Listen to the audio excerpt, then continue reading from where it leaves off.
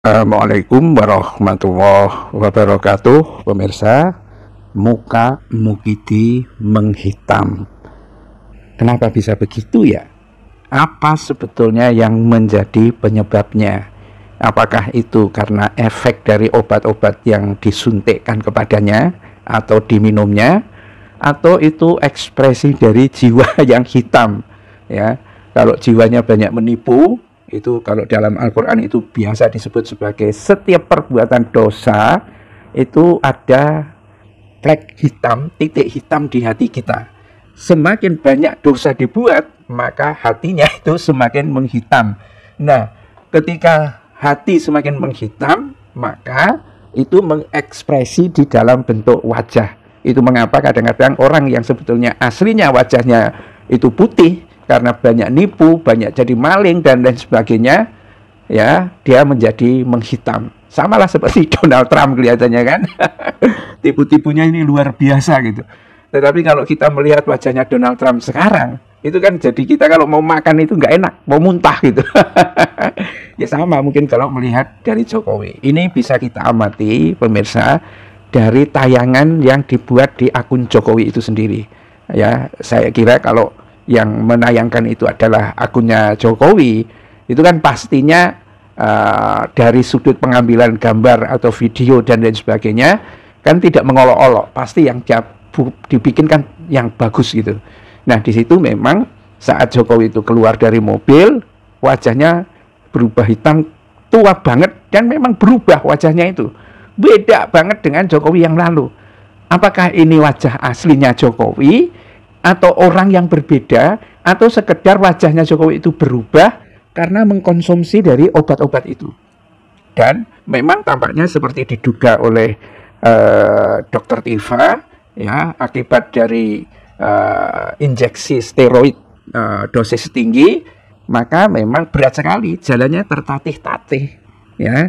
Dan ini kalau benar apa yang dikatakan oleh Dr. Tifa, ya ngeri banget gitu loh. Setelah acara ketemu Prabowo dan lain sebagainya, ya mungkin harus istirahat total gitu untuk pemulihan yang tidak sebentar lagi gitu kan, tidak lagi sebentar, karena kondisi kesehatannya memang luar biasa. Kalau dilihat itu masih ada ya di perutnya agak nongol dikit, ya mungkin itu adalah alat untuk cuci darah dan lain sebagainya. Itu ngeri memang situasi yang dihadapi oleh Jokowi, dan ini sebagai bentuk ya Jokowi ingin tampil bahwa Prabowo itu berada dalam kendaliku.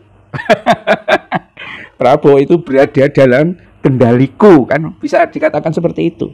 Apalagi kalau dilihat dari ekspresinya bahwa memang Jokowi ini tampaknya ya menjadi sandaran satu-satunya bagi Prabowo. Yang milih Prabowo itu memang Jokowi, bukan rakyat. Itu kalau kita menyimak berbagai informasi yang sebenarnya mengatakan bahwa Pilpres tempo hari itu sebetulnya 2 putaran. Dan kalau 2 putaran, pemirsa, skenarionya itu mirip seperti pemilihan gubernur di mana Anies Baswedan itu menang, ya kan? Ahok awalnya kan nomor 1, ya. Di putaran pertama itu Ahok nomor 1, ya kan? Kemudian Anies Baswedan, kemudian AHY. Tapi begitu putaran kedua, suara AHY itu masuk ke Anies Baswedan semua. Sama sebetulnya skenarionya itu seperti itu, ya.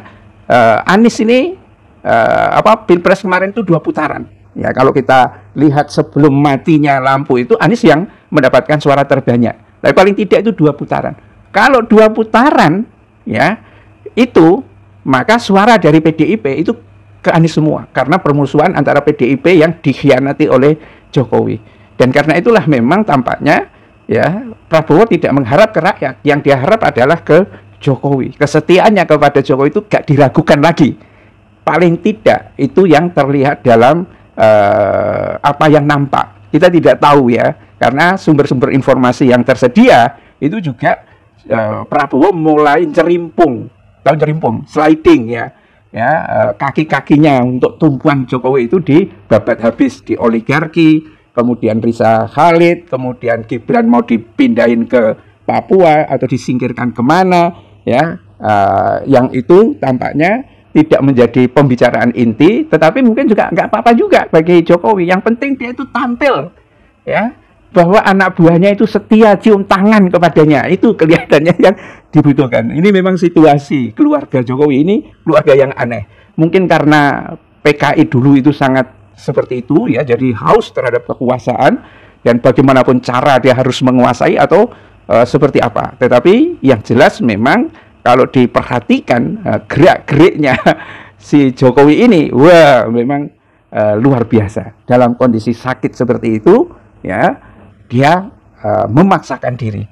Dan memang ini juga penting ya bagi Termul, ya. Kalau Termul misalnya Prabowo datang ke rumah Jokowi sampai Jokowi juga tidak muncul ke permukaan, tidak bisa dilihat di kamera gitu, ya ini mungkin mereka akan frustrasi semua dan kemudian panik, ya, kemudian benturkan kepala ke tembok. Lebih baik mati daripada Jokowi menghadapi penyakit yang sudah tidak ada obatnya lagi. Mungkin mereka juga akan seperti itu. Tapi ini jadi menarik pemirsa, ya, ketika rakyat tidak berdaya menghadapi hukum yang memang tampaknya mudah untuk dibeli, apalagi kalau hakimnya jadi maling, jaksanya jadi maling, ya, ternyata yang menumbangkan Jokowi itu adalah penyakit, dan penyakit itu bisa muncul karena kondisi jiwanya yang mulai menghitam.